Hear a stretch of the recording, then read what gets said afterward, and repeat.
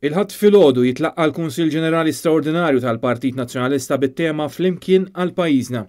Dan il-Kunsill Ġenerali se jiddiskuti u japprova l-programm elettorali għall-elezzjonijiet tal-Parlament Ewropew u l-Kunsilli Lokali li se jsiru fil-25 ta' Mejju. Il-Kunsill Ġenerali se jkun indirizzat mill-kap tal-Partit Nazzjonalista Adrian Derija, is-Segretarju Ġenerali Clyde Pooley u l-10 kandidati tal-Partit Nazzjonalista għall-elezzjoni tal-Parlament Ewropew. L-elezzjonijiet tal-Parlament Ewropew madwar il-pajjiżi membri tal-Unjoni Ewropea se jiddeterminaw ukoll min se jkun l-ikbar grupp politiku fl-istess Parlament Ewropew.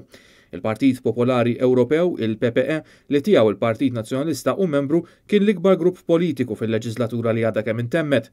Dawn l-elezzjonijiet huma determinanti wkoll għal kariga ta' President tal-Kummissjoni Ewropea. Il-kandidat tal-PPE għal presidenza tal-Kummissjoni Ewropea huwa iċ-ċermen tal-istess PPE Manfred Weber.